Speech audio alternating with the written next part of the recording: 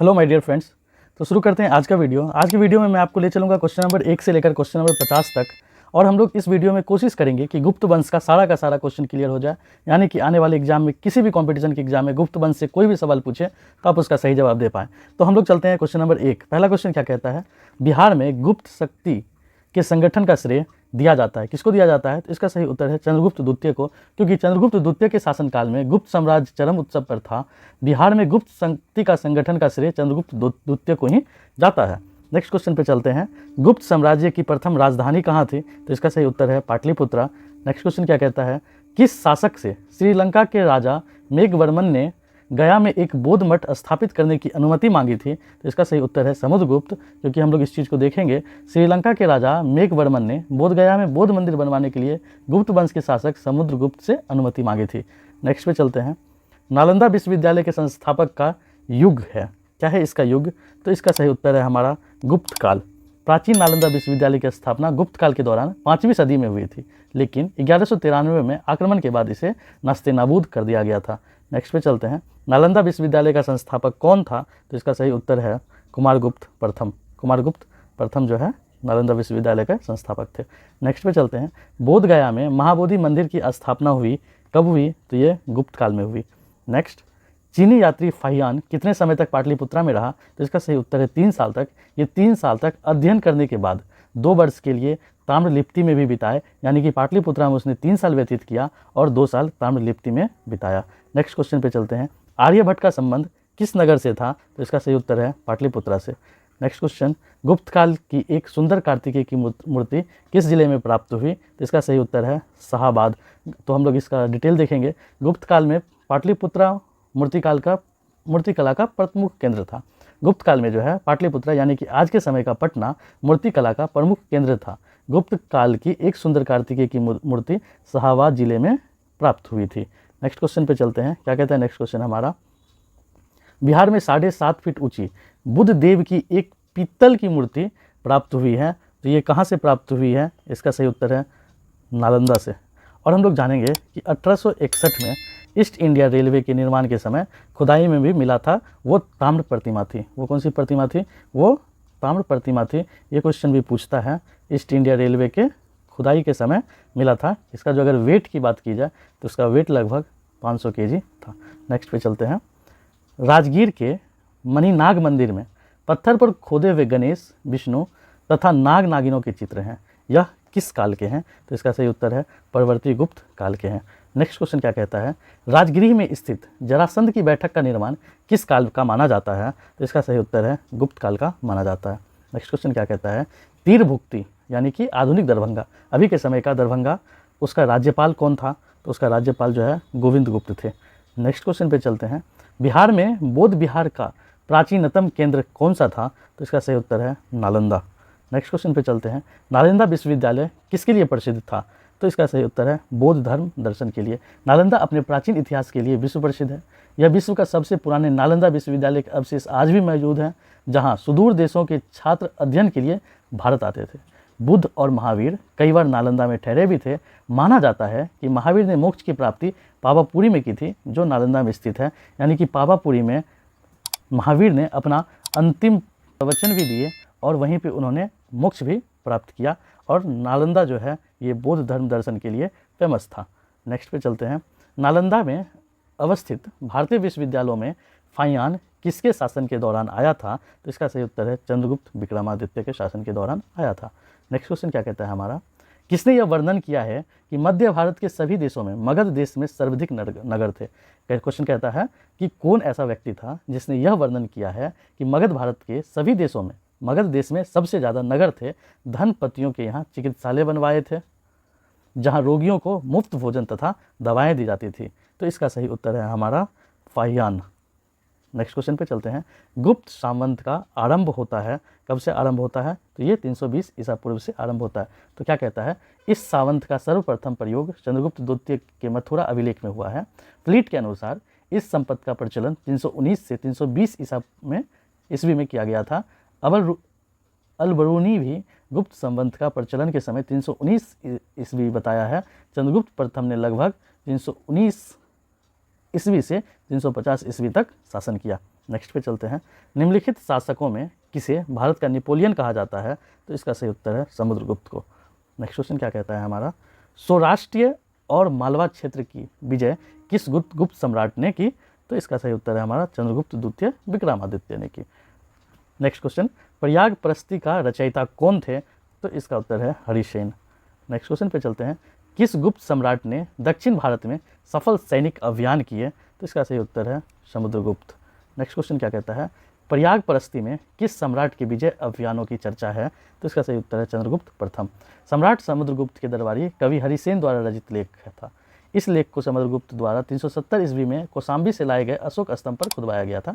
उसमें उन राज्यों का वर्णन है जिन्होंने समुद्रगुप्त से युद्ध किया और हार गए तथा उसके अधीन हो गए। नेक्स्ट क्वेश्चन चलते हैं, क्या कहता है, मगध पर महीर कुल का आक्रमण किस शासन के समय में हुआ? तो इसका सही उत्तर है नरसिंह गुप्त के शासनकाल में हुआ। मगध के परवर्ती गुप्त वंश का संस्थापक कौन था? तो इसका सही उत्तर है कृष्णगुप्त। नेक्स्ट क्वेश्चन पे चलते हैं, मगध के किस परवर्ती गुप्त शासक ने मोखरी शासन को पराजित किया था? तो इसका सही उत्तर है कुमारगुप्त तृतीय। मगध का परवर्ती गुप्त शासक कुमारगुप्त ने मोखरी शासक ईशान वर्मा को पराजित किया था। तो मोखरी शासक क्या नाम है इनका नाम नोट कर लीजिएगा, वैसे नोट में तो लिखा ही हुआ है, इनका नाम था ईशान वर्मा। नेक्स्ट पे चलते हैं, मोखरी शासक ने किसे परास्त कर मगध के अधिकांश भाग को जीत लिया था? तो अभी अभी हमने आपको बताया दामोदर गुप्त को। नेक्स्ट क्वेश्चन क्या कहता है, हर्षवर्धन ने किसे मगध के क्षेत्र में अपना प्रतिनिधि बनाया था? तो इसका सही उत्तर है माधव गुप्त। नेक्स्ट क्वेश्चन क्या कहता है, हर्षवर्धन के मृत्यु उपरांत बिहार के कुछ क्षेत्रों में कुछ समय के लिए तिब्बत की संप्रभुता स्थापित हो गई थी, जिसका अंत किया किसने? अंत किया आदित्य सेन ने। नेक्स्ट क्वेश्चन पे चलते हैं, मगध के किस परवर्ती गुप्त शासक ने अश्वमेघ यज्ञ का आयोजन कराया? तो इसका सही उत्तर है आदित्य सेन। नेक्स्ट क्वेश्चन, मगध के परवर्ती गुप्त वंश का अंतिम शासक कौन था? तो इसका सही उत्तर है जीवितपुत्र द्वितीय, और ये जो है 24वां शासक था। कितना था? 24वां शासक था।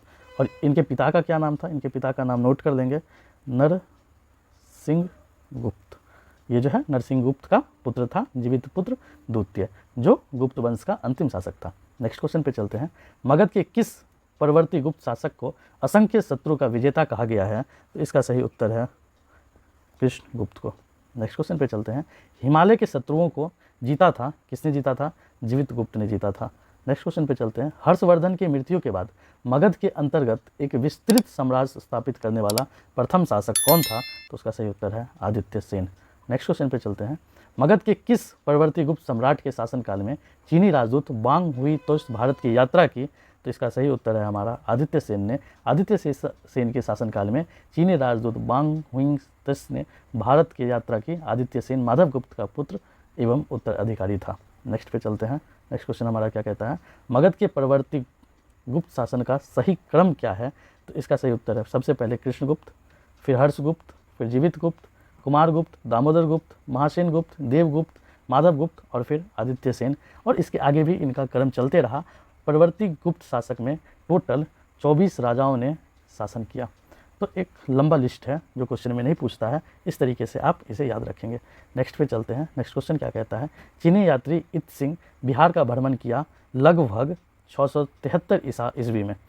नेक्स्ट पे चलते हैं, नेक्स्ट क्वेश्चन क्या कहता है हमारा, हर्षवर्धन के समय में बिहार राज्य में कौन सा विश्वविद्यालय प्रसिद्ध था? तो इसके समय में नालंदा विश्वविद्यालय प्रसिद्ध था। नालंदा बिहार में 300 कमरे और 8 मंडप थे। पुरातत्व विभाग यानी कि जो अभी इंडिया में पुरातत्व विभाग काम करता है, उसकी खुदाई में नालंदा विश्वविद्यालय का जो अवशेष प्राप्त हुआ वो इन वर्णनों में सच्चाई प्रकट होती है। नेक्स्ट पे चलते हैं, चीनी यात्री हैंसोंग ने किस विश्वविद्यालय में अध्ययन किया था? तो उस समय नालंदा विश्वविद्यालय फेमस था, तो नालंदा विश्वविद्यालय में ही उसने अध्ययन भी किया था। नेक्स्ट पे चलते हैं, हैंसोंग ने पाटलिपुत्र की यात्रा किस वर्ष में की?